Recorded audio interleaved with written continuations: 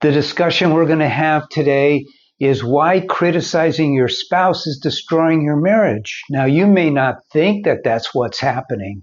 I'm Paul Friedman. I founded the Marriage Foundation, and I'm going to help you understand this because it's a very important topic.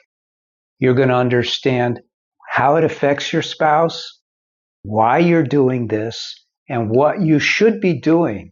Now, after we have this discussion, I'm going to give you a wonderful technique of communication at the end of the video. So let's get into this. First of all, people don't realize how destructive it is. Now, when I went to school, we heard about the universal solvent being water. It drips on something, and eventually that something gets eroded. Now, what if that something is acid? Because you take how it affects you when you are criticized. It's not necessarily an immediate thing, although you will react, won't you? You'll get defensive. You'll get angry. You'll reject whatever that criticism is, and you'll try to get away from them. You'll try and get away from your spouse, and that's what they're doing too. They're trying to get away from you as soon as you're critical. And it doesn't matter whether you are married to a man or a woman, depending on whether you're a man or a woman, your spouse, your husband or your wife is not going to react in a positive way. Now, way back when I started helping people instead of taking their marriages apart, because until 2001, I used to be a divorce mediator. I saw criticism like you wouldn't believe. It came directly. It came off from left field. It came in passive-aggressive form, but the criticism still hurts. It goes to the heart.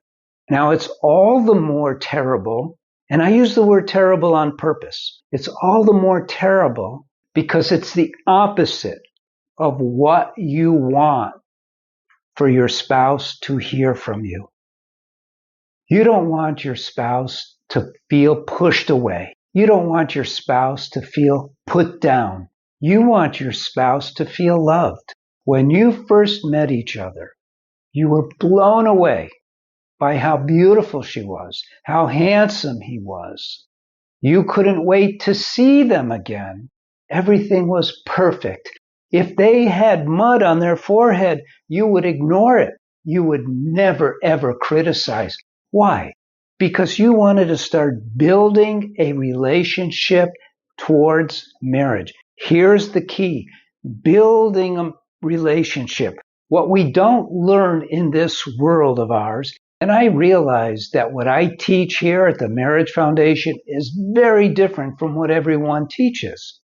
I don't teach that a marriage is like a flat line. Oh, we're married. Everything is hunky-dory. Who's taking the kids? Who's wiping up the dog's mess? That's not marriage. Marriage is not lived on that plane of day-to-day stuff. Where it's lived, we have to do that day-to-day stuff. Don't get me wrong. But where marriage is lived is where it began. It began with your heart. It began with their heart. Isn't that true? Isn't it true that you got married because you fell in love with this person? You know, when I was a divorce mediator, I had a couple come in, and this is 2001, long time ago, and they started to cry. They said, we don't really want a divorce. We want to stay married, but we don't know what to do. Would you, Paul, help us save our marriage?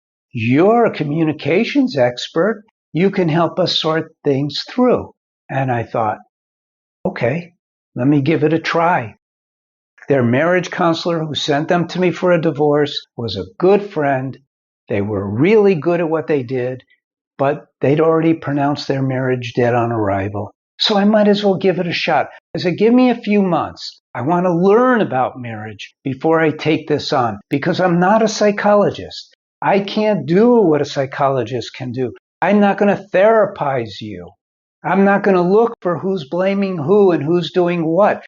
What I want to do, and what I did do, was I discovered the root cause of happiness. Why is it that we get married in the first place? Yes, we fell in love, but what's really behind the scenes is we want to be happy. And so think about it. How you treated them was to make them happy. Now, we're not taught this. No one teaches you, make this person happy and they will want to marry you. It comes naturally. Why does it come naturally? Because we know in our bones that that's what they want too. So here we have two people who want to be happy together, and look what's happened. You have descended into criticism, complaining, condemnation. Those are the 3 C's. I talk about it in both my books and in the online course, which we'll get to later. But for now, just think about it this way. What you want is you want to make them happy. Don't think of yourself in this case that I have to complain because they're doing this, they're doing that, and if I don't complain, how will they know? That doesn't really work, because what works means is that they are happier. Everyone blows it from time to time. Everyone makes mistakes. Everyone is a goofball. Everyone screws up. When we criticize them, when we complain, all that's happening is they are feeling pushed away. It is the absolute opposite of what you want. What you want is for them to feel closer to you. Now, why do we do that? We should know better, right? Okay. The truth of the matter is this: we weren't taught. It's really that simple. Because this is a very basic thing. If you think about it, you'll realize what I'm saying to you is very basic. So how come you didn't know this? How come no one said to you, whatever you do, don't criticize them, don't complain at them? How come no one ever said that to you? Because we're not taught. Now, you want to learn how to drive a car? Guess what? You have to learn everything about cars. Well, you don't have to learn how to build one, but you need to understand your car before you drive it. You need to understand the rules of the road. You understand how the other drivers are thinking and what they're reacting to and what's going on. You learn about not drinking and driving. You learn about being very careful if it's cold and the road is getting that ice that you can't see on it. You learn so much for learning how to drive a car. Don't you think your marriage is more important than learning how to drive? And yet we're not taught. And then we run into trouble in our marriage. I mean, your marriage is hurting right now, or you wouldn't even be looking at these kinds of videos. And so what do? You go and you find this information and that information, and you pick. It's not a Chinese restaurant menu. You don't pick from A, B, and come up with a meal. This is your marriage. What you really should be doing is thinking, where do I learn all of these things? Because Paul is right. This guy is right. And I know I'm right. We've been doing this for 25 years. And over a period of time, I learned so much about marriage. I had more aha moments. I had more aha moments than you could ever imagine. Because I was learning as I was going along. What did I do? I took the universal principles. And universal principles are what apply to a marriage. Because in a way, marriage is all about love. And love is the deepest spiritual universal principle there is. We all crave happiness. And we all understand that the best way to feel that happiness, and it works every time, is when we're experiencing love. That's why we get married. We fell in love. We love love because it makes us happy. And instead of working on building that love, on creating more and more of that love in our spiritual, sacred, I call it the sacred space of marriage. That's what I call marriage. The sacred space of marriage, because it's holy to you and your husband and your wife. It's holy because you experience love. And love is holy, and it makes you so happy. So why do we complain? One reason I just shared with you is because we're uneducated. And that's what I'm doing here. I'm trying to teach you these things, and you need to learn more, of course. And that's why we have all these teachings outlined in the articles that I've written, the videos that I've done, the books that I've written, and the online courses that we have. So one is you have to get educated so you can turn your marriage into what it's meant to be, heaven on earth. But there's another reason. And that reason, and I identify this as the number one killer of marriage, overfamiliarity. What does that mean? Overfamiliarity. Let's break it down. When you're familiar with somebody, as you now are with your wife or with your husband, it means you've gotten to know them so well. You literally see their weak points much better than they do. They don't see them. You know, our minds tend to hide us from our flaws. This is just human nature. But you see them. And what happens when you see those flaws, it's much easier to point them out to them than it is to yourself, isn't it? You don't want to know about your flaws. So you criticize them for their mistakes, their flaws. Okay, overfamiliarity, number one killer of marriage. How do you get rid of that? I'm going to tell you right now, because it's very important to be aware when you slip into that pitfall that's going to drag your marriage down. As soon as you have a thought that is unkind, I'm going to go further. As soon as you don't have a thought that is loving, you see where I'm going with this? As soon as you have a thought that isn't loving about them, stop your mind.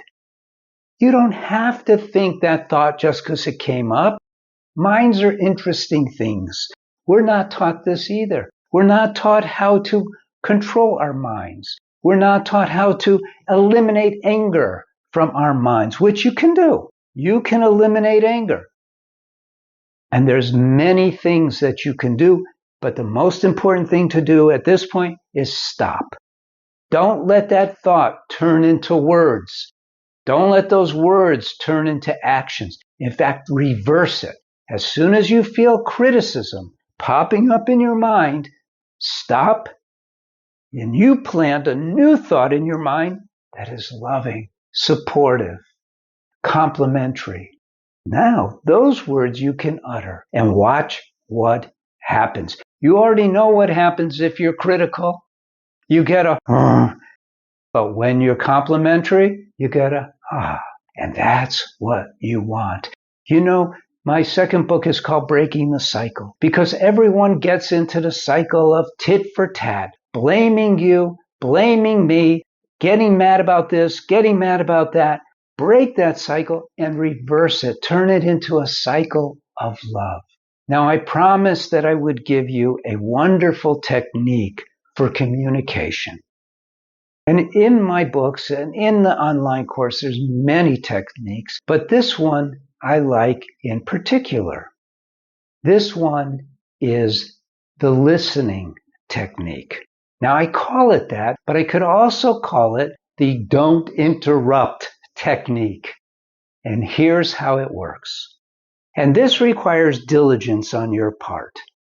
So normally, the way our mind works, and we're in a conversation, and it could be with anyone, but that doesn't matter about anyone.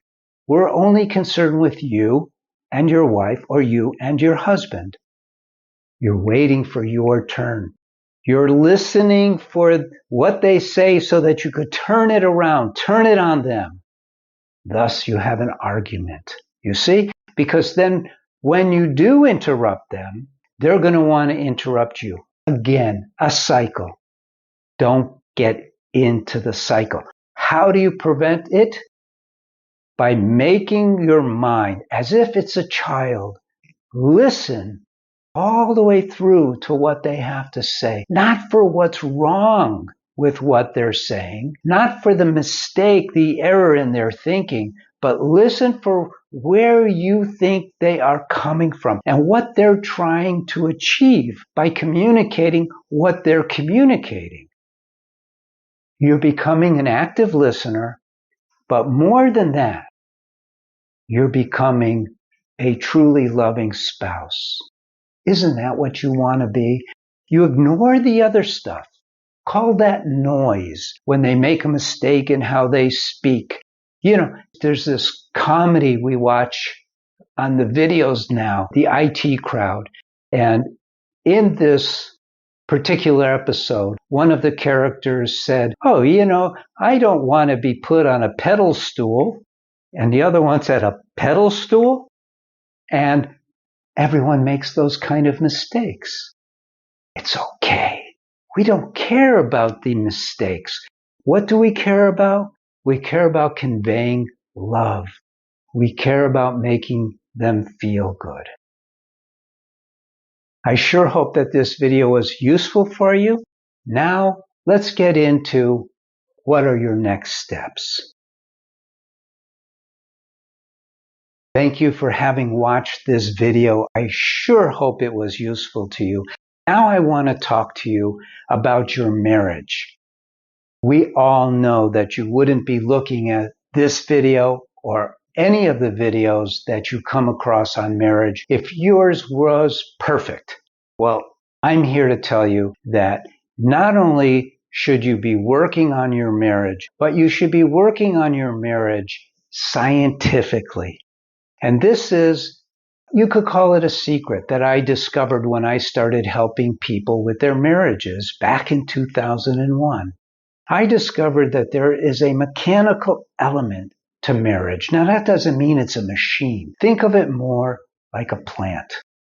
A plant has a mechanical component to it. Sometimes it needs more nitrogen. Sometimes it needs trimming. Sometimes it needs more of this or that. Sometimes it has to be taken out of the direct sun or more watering. What's going on here is that when you understand the plant, you could make it bloom, have beautiful flowers, beautiful fruits. And your marriage is intended to have beautiful flowers of love and happiness, beautiful fruits of devotion and connectivity. That's what it's intended to be. I also discovered something that is vital to know, and that is that one of you alone can save your marriage. In fact, what happened was in 2001, when I started helping people with their marriages, I realized in pretty quick order that working with just one works. Working with a couple sets up a dynamic of negative interaction where they're competing for who's being more mistreated. Well, we don't want to go there. And so in the courses that I have, online courses, which I believe are on sale now, so you should take advantage of that. The online courses take you from point A, which is wherever you are now. And many people who come to us because it's a last resort, nobody wants to put in the effort and spend the money to save their marriage. But I don't believe in just saving your marriage. I want your marriage to be the most amazing marriage that ever was. And I can show you how, step by step. I give you techniques, I give you methods, I give you milestones, and you will learn how to make your marriage amazing. It's a beautiful thing. You could take a look at all of the reviews on our website. They're all very positive. We never get a mad at you review, never happens, because everything is set up in a common sense way. You will learn how to live your marriage. You will learn what you need to do right now to move your marriage in a positive way. And pretty soon what will happen is your marriage may be below the line here. It may be to where one of you is having an affair and it's destroying you heart and soul.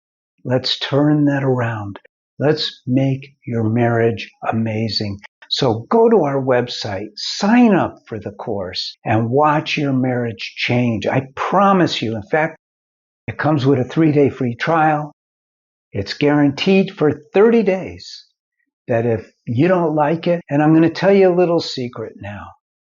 Some people say, well, my marriage isn't on the verge of divorce or anything like that. Doesn't matter. What you do in that case is don't pay the full fee for the course. Sign up for the extended plan, which is less than $10 a week, $39.95 a month. And after you get all the knowledge that you need, which takes about 12 weeks, it's a 12-week course, then cancel it. We're probably not supposed to be telling you that, but cancel it because you got what you needed, and we're here for you to have an amazing marriage. I'm Paul Friedman. I founded the Marriage Foundation in order to help you with your marriage. Write into us. Use the comment section below. Leave a comment. Ask a question. I'll help you. We're here for you. God bless you, and take care.